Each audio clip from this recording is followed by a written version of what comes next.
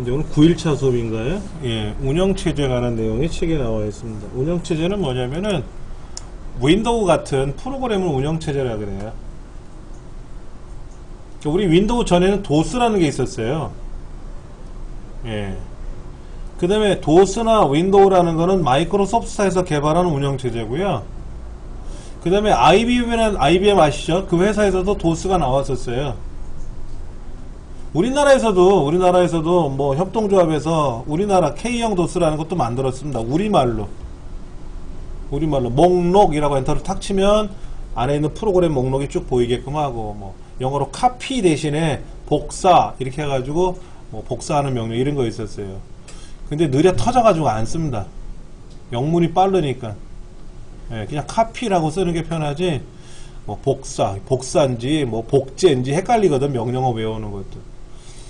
근데 이제 처음에 컴퓨터가 등장했던 시절이 있었을 거 아닙니까? 걔도 컴퓨터를 켜면 뭔 일을 해야 될 거 아닙니까? 그러니까 무슨 일을 시키기 위해서는 지금 윈도우 같은 무슨 프로그램이 돌아야 돼요. 그 운영체제라고 하는데, OS. 운영체제가 처음에는 성능이, 기능이 없었어요. 그러니까 기계를 키면 세탁기처럼 빨래할 거 있으면 한꺼번에 몰아서 빨래하고 마는 거예요. 그런데 양말, 수건, 바지, 뭐 티셔츠 종류별로 넣고 빠는 게 아니라, 양말이면 양말만 넣고 빠는 거고 티셔츠는 티셔츠만 넣고 빨게끔. 그 당시 때 컴퓨터는 급여 계산할 일이 있으면 급여 계산할 것만 가져오는 거야. 성적 처리할 일이 있으면 성적 처리만 하는 거야. 성적 처리도 A 학교 끝나면 B 학교하고 C 학교하고 다 따로따로 해야지 한꺼번에 집어넣어서 한꺼번에 하고 이런 게 안 돼요. 그러니까 성적 처리가 다 끝나고 나면은 그때 급여 계산하고, 급여 계산 다 끝나면 다른 거 하고 이렇게 하더라 이거지. 그러려면 성적 처리 10명 거 계산하기 힘들단 말이에요. 기기 한번 껐다 키는데 돈이 얼만데? 한번 키는데. 펜실베니아 주립대학에서 컴퓨터가 등장을 해요. 그리고 영국 케임브리지 대학에서 또 컴퓨터가 등장을 하는데, 그 당시 때 컴퓨터는 동네 나가는 전기를 차단하고 작동했다는 그런 설이 있어요. 그만큼 전기를 많이 먹어요. 그러니까는 그 당시 때는 그냥 한꺼번에 일하고 끄고, 또 데이터가 모여질 때까지 갖고 있다가 또 때가 되면 또 켜가지고 또 일하고 하는 일괄 처리, 말 그대로 한꺼번에 하는 일괄 처리하는 거죠. 그러다가 컴퓨터 성능이 좋아져요. 컴퓨터 성능이 좋아지다 보니까는 지금 우리처럼 엑셀도 하고 파워포인트도 할 수 있잖아요. 그러니까는 엑셀 프로그램 실행해 놓고 아래 한글 실행해 놓고 나서 프로그램 2개를 실행해 놓는 거야. 급여 계산 프로그램하고 성적 처리 프로그램 2개를 실행해 놓고 2가지를 한꺼번에 하는 거야. 과거에는 하나씩 했는데 이제는 한꺼번에 하는 거야. 그걸 다중 프로그램이라 그래요. 우리 PC가 하는 것보다는 달라. PC 하는 개념하고는 다릅니다. 쉽게 말하면 본체는 하나인데 모니터가 2개야. 예. 그리고 키보드 마우스도 2세트라고 보시면 돼요. 그러니까는 1번 장치에서는 성적 처리하면 되고 2번 장치에서는 급여 계산하면 된단 말이에요. 2가지를 하는 거야. 그만큼 컴퓨터가 좋아진 거지. 그러다가 시분할 시스템이라는 걸 하게 돼요. 시분할 시스템은 뭐냐면 시간을 쪼개준다는 얘기입니다. 사용자가 1000명이 들어왔어요. 1000명이 동시에 명령을 걸겠죠. 자기네들은 나 이거 할래, 나 저거 할래 할 거 아닙니까? 아까 슈퍼컴퓨터 1초에 몇 개 계산한다 그랬죠? 뭐 20조 개를 계산한다고 돼 있죠. 20조. 그러면 1000명이 각각의 프로그램을 실행해 놓고 명령을 주면은 1인당 1000명이니까 1000분의 1초만 시간을 주는 거야. A라는 사람, 첫 번째 사람한테 1000분의 1초 동안 시간을 줘요. 컴퓨터를 사용할 수 있는 시간. 그러면 이 A1번 사용자가 나는 무엇 계산할 거야 하고 명령을 탁 칠 거 아닙니까? 그럼 1000분의 1초 동안만 계산하는 거예요. 1000분의 1초가 지나면 두 번째 사람한테 명령권이 넘어가. 그러면 1000명 다 지나서 다시 첫 번째 사람한테 돌아오는 데까지 1초면 오잖아요. 그러면 예를 들어서 뭐 복잡한 계산 처리하는데 10초도 안 걸리거든. 근데 1000명이 10초 안에 다 계산했거든. 그러니까 1000명이 뭐라 그래요? 야, 나 끝났어. 나도 끝났어. 나도 했는데 야, 얘는 좋은가 봐. 우리 1000명 걸 한꺼번에 했어. 하는 거예요. 그런데 컴퓨터는 한 번에 할 때는 하나만 합니다. 2개 못 해요. 근데 빠르니까는 여러 개를 한 것처럼 보이는 거죠. 동시에 한 것처럼 보이죠. 그래서 시간을 쪼개주는 거예요.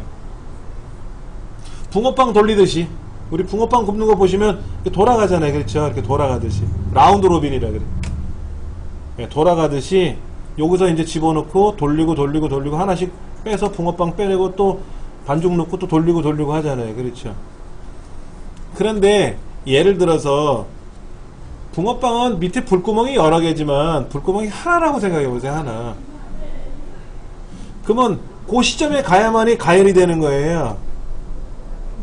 근데 빠르면 어떨까? 이게 굉장히 빠르면, 불길이 세고 빠르면 어떻게 돼요? 내가 붕어빵이 그 틀이 돌아가는데 1000분의 1초 걸린다고 생각해봐. 한 바퀴 도는데 1000분의 1초야. 그러면 1초면 1000바퀴 돌 거 아닙니까? 그럼 그 안에 붕어빵 틀이 1000개가 들어있다 하더라도 1초면 1000개 다 구울 거 아니에요. 그러면 모르는 사람은 야 1초 만에 1000개를 다 했다고 하지만 사실은 한순간에는 하나만 굽는 거거든. 컴퓨터는 그런 방식이에요. 그게 이제 시분할 시스템이라는 방식이고요. 그러다가 안 되겠다, 컴퓨터가 고장이 날 수도 있어요. 듀얼과 듀플렉스가 있어요. 다른 말입니다. 듀얼과 듀플렉스가 다른 말인데 이 책은 뭐라고 되어 있냐면은 같게 표현되어 있을 거예요. 같은 말로. 듀얼은요 2개가 같이 하는 거예요. 듀얼은 2개가 같이 하는 거라고. 어느 프로그램을 처리해야 되는데 컴퓨터 2개, 3개가 같이 처리해요. 근데 결과가 같이 나와야 되겠죠. 근데 3개 컴퓨터가 하나를 계산했는데 답이 다 다르면 어떻게 돼요? 잘못 계산한 거라고 볼 수 있는 거죠. 그러니까 듀얼 시스템은 2개 컴퓨터를 같이 하다가 하나가 고장나면 다른 게 업무를 처리하고 이런 게 아니라 그건 듀플렉스라 그래요. 듀플렉스는 2대가 있는데 2대가 다 도는 게 아니라 하나만 돌아요. 하나만 돌다가 하나 고장이 나면 어떻게 된다? 예비 컴퓨터가 마저 일을 하는 거예요. 그럼 예비 컴퓨터가 돌 때 메인 컴퓨터를 고쳐야 되겠죠. 고치고 나면 다시 메인 컴퓨터가 돌아가면 되죠. 듀얼은 잘 안 써요. 비용이 비싸서. 근데 무인우주 왕복선 있죠? 달나라 왔다 갔다 하고 뭐 이런 거 있지 않습니까? 화성우주선 같은 거 있죠?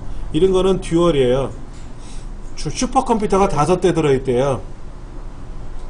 사람을 태우고 갈랬더니 사람이 잘못해가지고 예전에 뭐 우주선이 폭파돼서 출발하다가 발사하다가 죽고 그랬잖아요. 그러면 안 되잖아. 사람이 얼마나 귀한데. 그러니까 사람 대신에 컴퓨터를 태우고 가는 거야. 그럼 컴퓨터가 1번 컴퓨터는 안에 있는 기계를 관리하고 우주선을, 2번 컴퓨터는 항로를 관리하고, 3번 컴퓨터는 뭐를 관리하고, 이렇게 각각의 업무를 줘요. 데이터를 다 넣어놓고. 그래서 문제가 발생하면 이 5대 컴퓨터가 회의를 해서 가는 거예요. 한 대 컴퓨터로 하지 않고. 이런 거를 우리는 듀얼 시스템이라고 하는 거죠.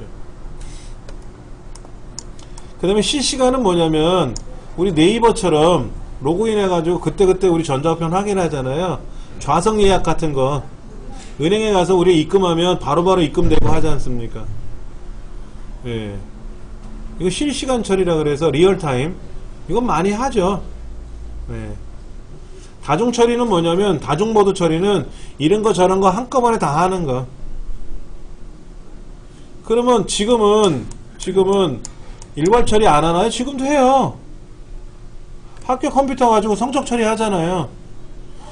근데 1반 끝났다가 1반 거 처리하고 2반 끝났다가 2반 거 성적 처리 안 한다면 어떻게 해요? 그 학교 다 성적 시험 다 끝나고 나면 몰아서 하잖아요. 일괄 처리도 하죠. 그 다음에 일괄 처리, 성적 처리 하면서 선생님들 급여 현황도, 급여 계산도 해야 된단 말이에요. 그 다중 프로그램도 하죠. 예. 그리고 시분할도 한단 말이에요. 각각 다. 그러니까 지금 컴퓨터들은 다 다중 모드 처리를 해요. 지금 다 그렇게 하는 거고요. 분산 처리는 뭐냐면 나눠서 처리하는 겁니다. 마치 저거 대학 입학 시험 보면 OMR 답안지 체크해야 되는데, 저희 때는 대학 입학 시험 볼 때 시험이 보고 나면은 그 학생들 답안지 있죠. OMR 답안지를 다 서울교육청으로 가져왔어요. 전국에 있는 모든 답안지가. 그래서 OMR 답안지를 서울특별시, 여기 어디야, 광화문에 있는 서울특별시 교육청이 있잖아요. 지금 강북 삼성병원 그 위에 있는 거. 거기에 다 가져와서 그거로 밤새도록 계산하는 거예요. 그러니까는 성적 나올 때까지 걸리는 시간이 굉장히 오래 걸리죠. 그러니까 그 시간에, 그 기간에 뭐 한 2달? 이렇게 걸렸단 말이에요. 그러니까는 그때 열심히 공부하는 학생이 있는 반면에 저처럼 열심히 노는 사람도 있었고요. 왜 성적이 모르니까, 결과를 모르니까 놀고 보자 하는 거죠. 예. 근데 지금은 어때요? 시험 보고 나면 그 동네 교육청에서 다 계산해요. 그 동네 거는. 그렇게 처리된 게 이제 서울에 와서 결과만 가져오면은 전국 성적이 나올 거 아닙니까? 석차 같은 거. 그렇게 하는 게 분산 처리죠. 당연히 분산 처리해야죠. 당연히. 예. 자, 언어 번역이라는 게 나옵니다. 페이지 넘어가서 볼게요. 언어 번역. 언어 번역은 도대체 뭐냐? 언어 번역은. 우리가 프로그램을 작성하면, 메모를 잠깐 볼까요? 자, 프로그램을 작성을 했다. 이 프로그램은 사람 말이에요? 기계 말이에요? 사람이 작성한 거잖아요. 그러니까 사람 중심의 언어를 이용해서 프로그램을 작성을 해요. 영어를 이용해서, 영어를. 그러면 이게 이제 실행이 되려면 이건 기계 중심의 언어로 바꿔야만이 실행이 되는 거죠. 사람이 앉아, 일어나, 그러면 기계는 못 알아듣잖아요. 기계 말로 바꿔줘야 되잖아요. 이거를 우리는 번역이라 그래요.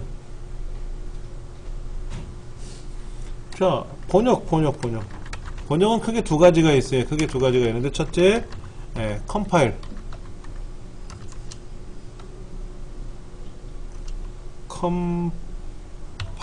컴파일이라는 게 있고요. 그 다음에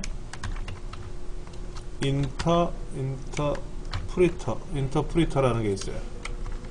인터프리터 이렇게 쓰나? 그러니까 번역이라는 말이 있고요. 통역이라는 말이 있습니다. 통역. 인터프리터가 통역이라는 말인데, 자, 영어로 된 책이 있어요. 근데 나는 영어를 모르거든. 그럼 이거를 한글로 번역을 시켜야죠. 번역 도서가 나오면 그 번역 도서는 읽을 수 있단 말이에요. 그러니까는 내가 컴퓨터 입장에서 봤을 때는 우리말로 해줘야 알아듣는 거고, 영어로 하면 못 알아듣는 거지. 영어로 된 책을 사람이 사용하는 언어를 기계가 알아듣는 말로, 즉 우리나라 사람 입장에서는 우리나라 말로 된 책으로 바꿔줘야만이 책을 읽을 수가 있단 말이에요. 그렇죠? 이렇게 하는 걸 번역이라 그래요. 근데 통역은 좀 달라요. 통역은 그때그때마다 알려주면 돼요. 그때그때마다.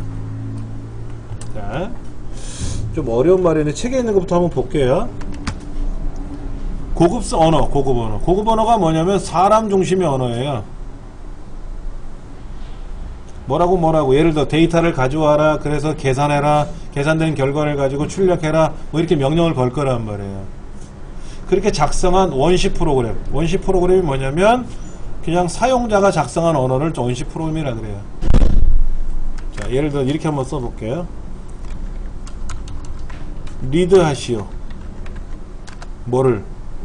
이름을, 그리고 국어 점수를, 영어 점수를, 수학 점수를 읽으시오. 그래서 그래갖고 토탈은 국어 점수랑 영어 점수랑 수학 점수를 더하면 합계가 되는 거고, 평균은 이 토탈을 3으로 나누면 평균이 되는 거예요. 세 과목이니까. 그렇죠? 그 다음에 이제 출력을 할 거예요.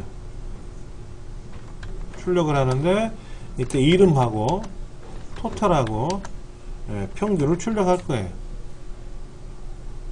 무슨 말인지 대충 알아두시겠죠? 자, 시험을 봤어요. 시험을 봤으니까 그 사람의 이름과 국어, 영어, 수학 점수를 읽어와야 돼.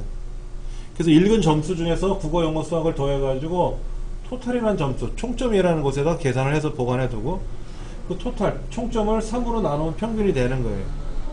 그렇게 계산된 결과 중에서 이름, 입력받은 이름 그대로 출력할 거고 총점과 평균을 출력할 거란 말이에요.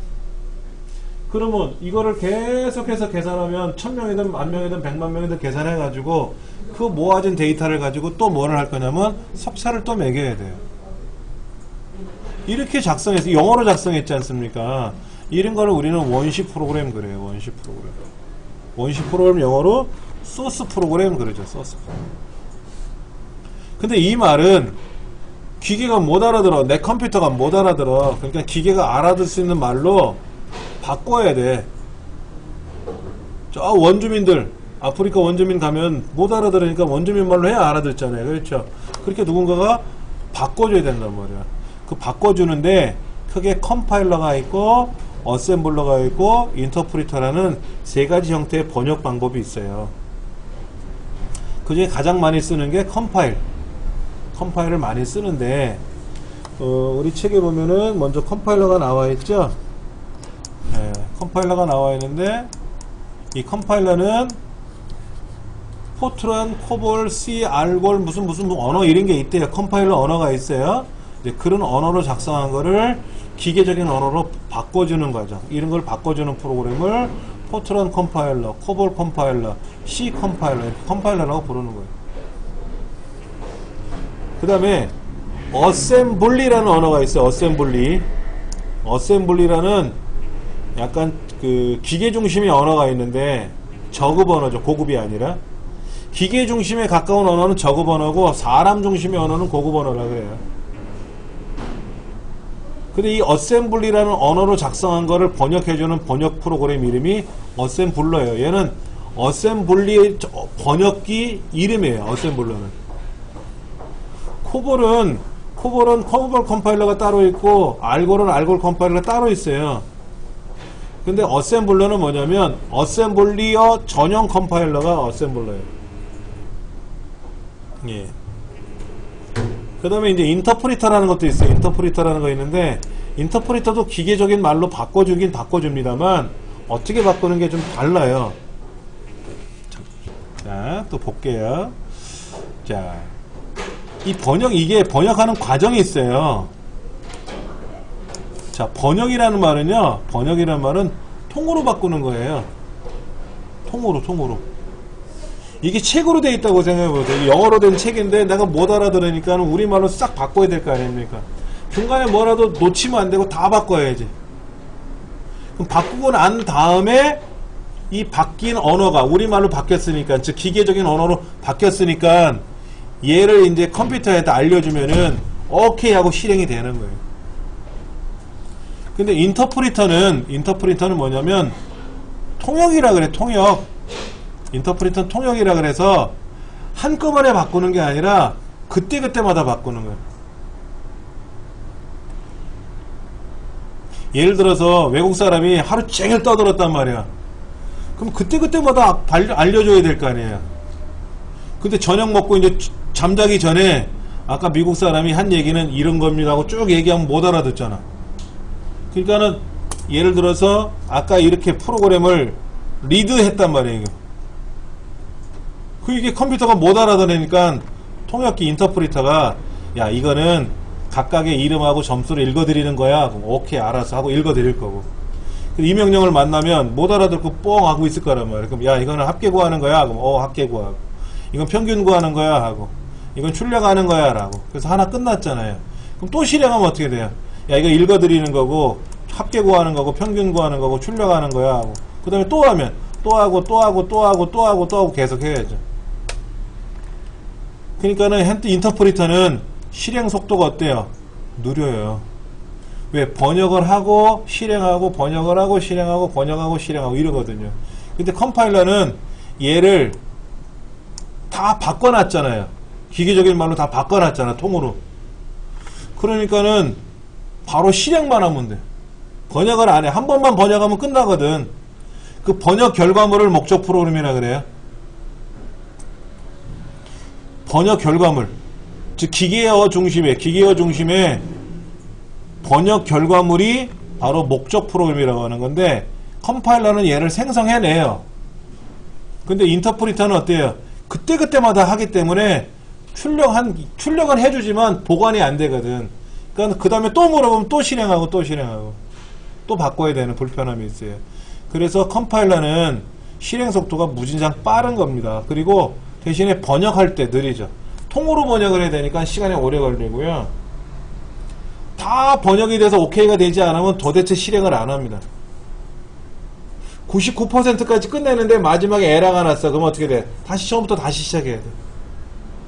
100%가 끝날 때까지. 그래서 100% 딱 끝나면 그 다음부터는 번역을 안 하죠. 근데 인터프리터는 어떻게 돼요? 아무리 양이 많든 적든 그때그때마다 계속 실행을 해줘야 되거든. 그래서 번역은 빠른데 느리고, 그래서 보통 처음에 배우실 때는 인터프리터 언어를 배워요.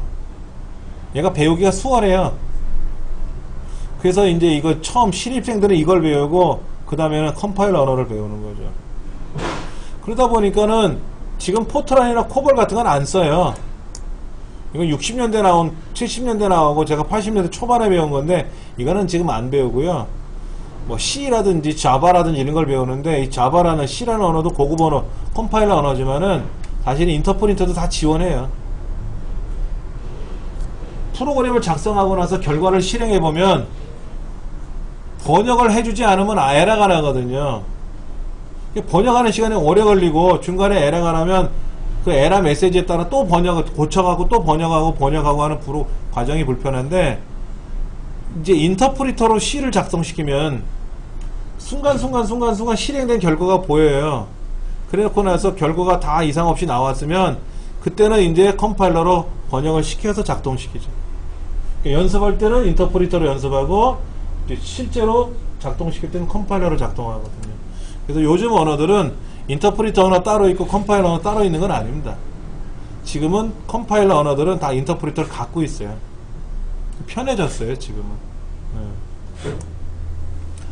자, 프로그램은 그래서 뭐 인터프리터 언어를 가지고 연습은 하지만 실제적으로 실제 업무들은 다 컴파일러 언어를 갖고 사용하거든요. 이 컴파일러 언어를 갖고 작성하는데, 예를 들어서 성적 처리한다 그러면 아까 제가 그랬죠? 개인별 성적을 계산해야죠. 개인별 성적을 계산하고 이것이 다 끝나면 뭘 해야 됩니까? 이게 다 끝나고 나면 석차를 매겨야죠. 전체에 대한 개인별 석차를 또 매겨야 되잖아요. 아무 개가 몇 점, 몇 등 나와야 될 거 아닙니까? 자, 시험을 10,000명이 봤어요. 첫 번째 학생 OMR 답안지 집어넣고 나서 총점 평균이 나오면 석차가 나옵니까? 안 나오죠. 석차는 10,000명 성차가 다, 10,000명의 점수가 다 계산이 돼야 석차가 나올 거 아닙니까? 그러니까 프로그램이 나눠져 있어야죠. 여기는 개인별 계산하는 과정, 여기는 석차 구하는 과정, 여기는 조회하는 과정. 학번을 입력해서 수강번호 입력하면 얘가 몇 점 하고 조회도 해봐야 될 거 아닙니까? 그러니까 프로그램을 하나를 만드는 게 아니라 프로그램을 여러 개 만들어요. 여러 개. 그래서 1번 프로그램, 2번 프로그램, 3번 프로그램, 4번 프로그램에서 종류별로 만들어서 걔를 연결해서 쓰는 거예요. 그 연결하는 게 뭐냐면 링케이지 에디터. 그래서 링커라 그래요. 얘가 예, 여러 개를 결합해서 작동을 하는 거죠. 그 다음에 이제 로더는 뭐냐면 실제 실행시켜주는 기능이 로더예요. 우리 아래 한글 엑셀 같은 거 실행할 때 어떻게 했어요? 바탕화면 한글 엑셀 2007 아이콘 더블 클릭해서 실행했죠? 과거에는요, 로더를 먼저 불러요. 로더야. 그럼 로더가 짠 하니 왜요? 그러면 엑셀 좀 실행해 줄래? 어디 있는데요? 엑셀 프로그램 잠깐만. 우리 찾아보기 기능이 있죠? 우리 불러오기 하면 엑셀에서 불러오기 할 때 어디를 찾아서 불러오잖아요. 그렇죠? 그것처럼 과거에는 실행시킬 건데 그 뭐를 실행할 건지를 찾아가지고 알려주면 그때 얘가 컴퓨터가 실행시켜줘요. 그 실행시켜주는 프로그램을 로더라 그래요. 근데 지금은 로더도 안 쓰죠? 어떻게 씁니까? 그냥 프로그램 더블 클릭하면 실행되잖아요. 편해진 거죠.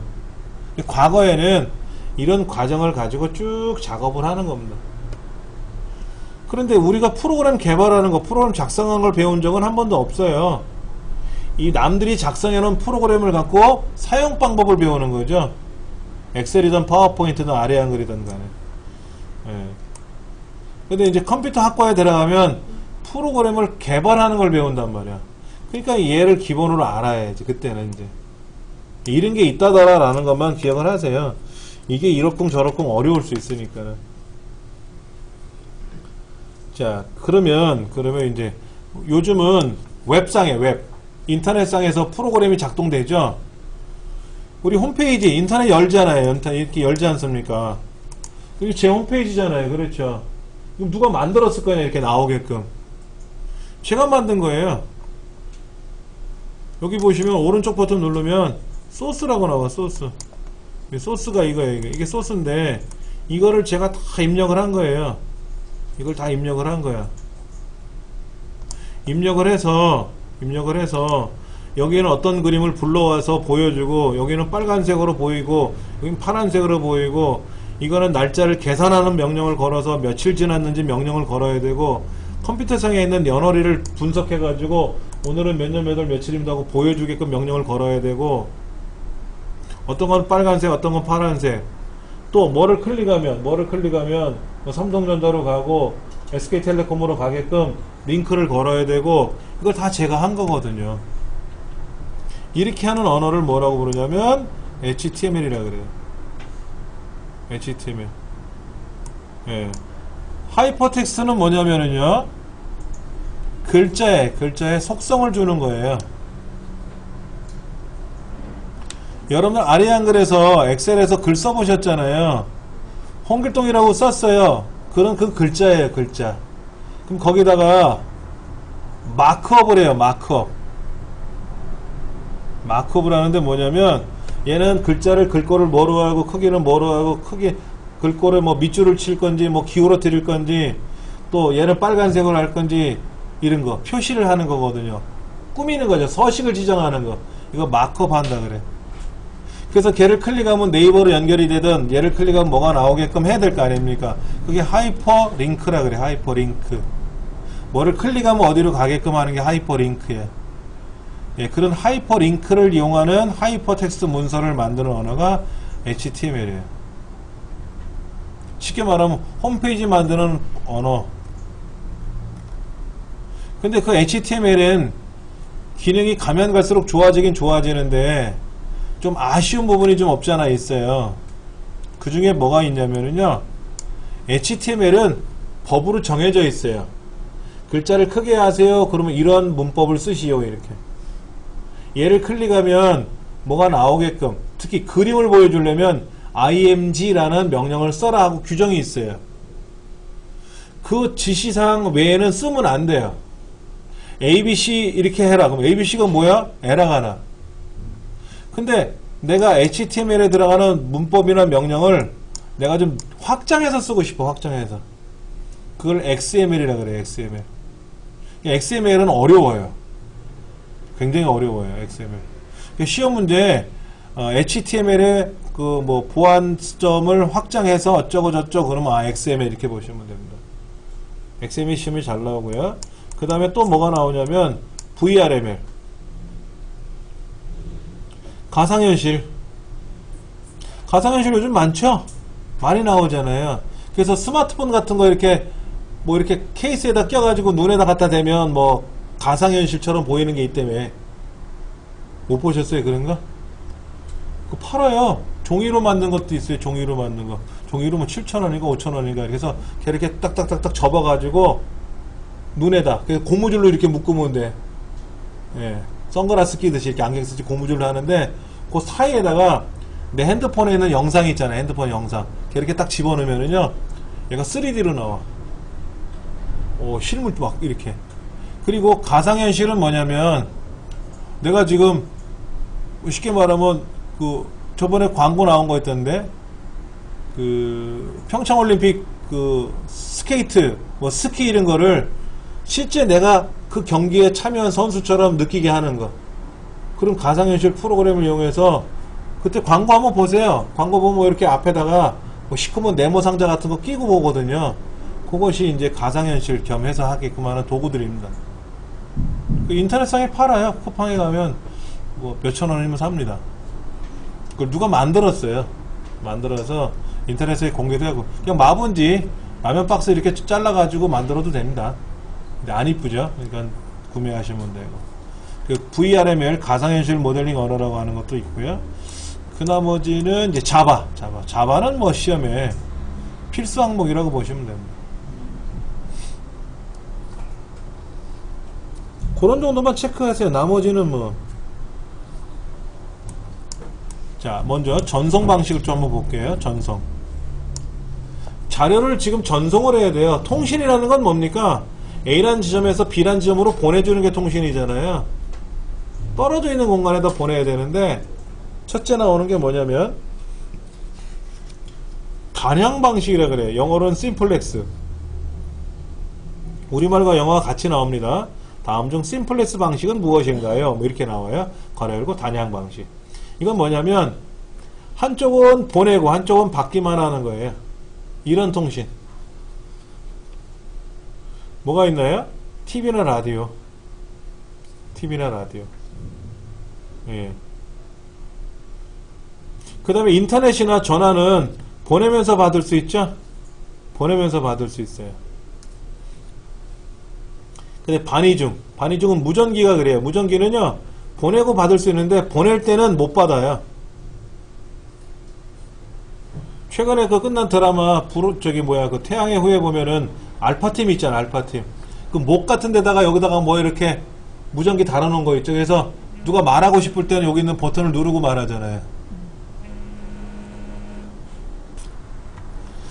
자, 무전기는요, 보낼 때 전화기처럼 말하면서 들을 수 있는 장치가 아니고요. 말하려면 버튼을 눌러야 돼요. 그렇게 말할 때는요, 내 소리가 안 들립니다. 상대편 소리가 안 들려요. 그리고 말이 끝나고 나면 내 말 끝났으니까 네가 떠들어라라고 오바 그러는 거예요. 뭐 했다 오바 그러잖아요. 무전기 할 때. 여기는 뭐 대추나무, 뭐 감나무 나와라 오바 뭐 이랬잖아요. 그러니까 그때 오바 해놓고 나서 스위치를 놓으면은 이제 저쪽이 말하는 게 들리는 거죠. 그러면 대추나무 들어라, 나는 감나무 나왔다, 오바. 우리말로는 뭐뭐 이상 그래요, 이상. 그러면 이제 어쩌고 저쩌고 얘기하는 거죠. 전화기처럼 그냥 계속 떠들면 좋은데 여러 명이 통화하는 거잖아요, 무전기는. 그래서 좀 다르다 이거죠. 여러 명이 통화하는 거라서 반이중 전이중 다르다라는 거죠.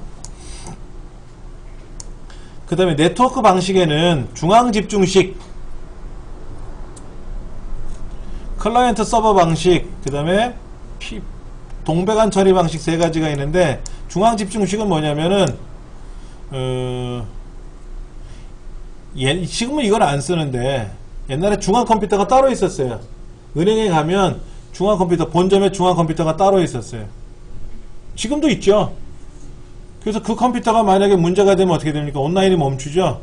그래서 아까 듀플렉스 한다 그랬잖아요. 듀플렉스. 하나가 문제는 다른 예비가 있어서 준비하는 거고. 그렇게 하는 거고요. 근데 이제 중앙 컴퓨터의 역할이 너무 크다 보니까 힘들다는 거죠. 그 다음에 클라이언트는 손님이고, 서버는 서비스해주는 거죠. 그러니까는 네이버에 우리가 접속을 해서 네이버에서 서비스를 받는 거죠. 그럼 우리는 클라이언트고 네이버는 서버가 되는 거죠. 서버 클라이언트 서버 방식을 쓰기. 지금은 이걸 많이 씁니다.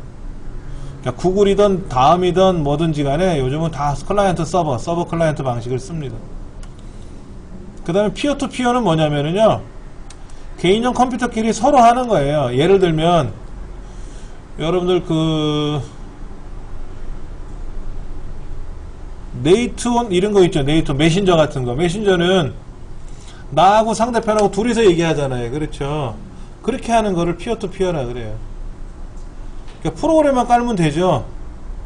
프로그램만 깔면은 뭐 내가 필요한 거는 내가 써서 보내게 하면 상대편 컴퓨터에 갈 거 아닙니까? 그러니까는 같은 등급의 컴퓨터끼리 보낸다 해서 동배관 그러는 거예요. 동배관. 이렇게 얘기하는 거죠. 뭐 피어 투 피어 이렇게 얘기합니다. 근데 여기에요. 여기 자세히 보시면 투잖아요. 투. 그러니까 이거를 P 틀렸다. P2 P 이렇게 써가지고요. 요거를 요렇게 쓰죠. 이렇게. 요 2가 뭐냐면 TWO 숫자 2잖아요. TOW가 이거 뒤에. 이 2나 발음이 2 그런가 봐요. TWO나 TO나. 그래서 P2P 그럼 뭐야? 피어 투 피어 이런 뜻입니다. 아, 그런 거 많잖아요. for you 이런 거 많이 쓰잖아. for you.